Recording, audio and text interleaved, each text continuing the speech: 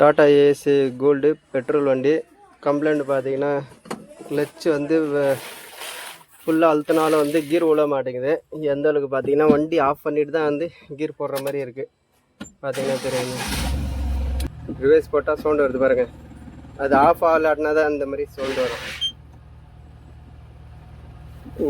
விழ மாட்டேங்குது. ஃபுல்லாக மெர்ச்சி தான் வச்சுருக்கோம். அது கிளச்சு தான் ஃபால்ட்டு. வண்டி ஆஃப் பண்ணி போட்டால் விழும். இந்த கிளச்சுனா வந்து வண்டி ஆஃப் பண்ணி போட்டால் விழும், ஸ்டார்டிங்கில் விழாது. எல்லாமே விழுது பாருங்கள். கிளச்சு இறக்கிடலாம்.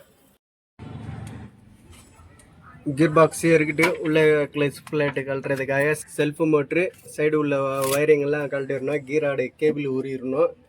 ஜாயிண்ட்டு வெளியே எடுத்துகிட்டு கிராஸ் பார் கழட்டுறதுக்கு முன்னாடி ஜாக்கி வச்சிடணும். சம்பில் வந்து ஜாக்கி வச்சுட்டு சுற்று போல்ட்டு கழட்ட வேண்டியதான். அப்படியே லைனாக கழட்டிட்டு அப்படியே கேபிள் கழட்டினா கீர் பாக்ஸ் வெளியே வந்துடும். அதான் நம்ம பண்ண போகிறோம். பெட்ரோல் வண்டி பார்த்தீங்க. கிளச் பிளேட்டு கழட்டியாச்சு. கீர் பாக்ஸு இங்கே இருக்குது. இந்த ஸ்டெப்பு விழுந்துருக்கு. எப்போவுமே இதை செக் பண்ணிக்கணும். அது ஸ்டெப்பு வந்து இந்த பிளாஞ்சை மாற்றிடலாம். ஃபிங்கர் பாருங்கள் எப்படி உடஞ்சிருக்கு. அதனால தான் கீரை உழுல, எல்லாமே வந்து உடஞ்சே போயிடுச்சு. இதுக்கு கிளச் பிளேட்டு மாற்றிடலாம் புதுசு. சுற்று போல்ட்டு கழட்டிட்டு செல்ஃபு மோட்ரு கழட்டணும். கேபிள் உருவணும்.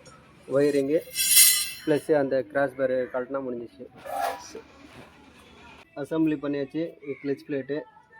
இப்போ கீர் பாக்ஸ் ஏற்ற போகிறோம்.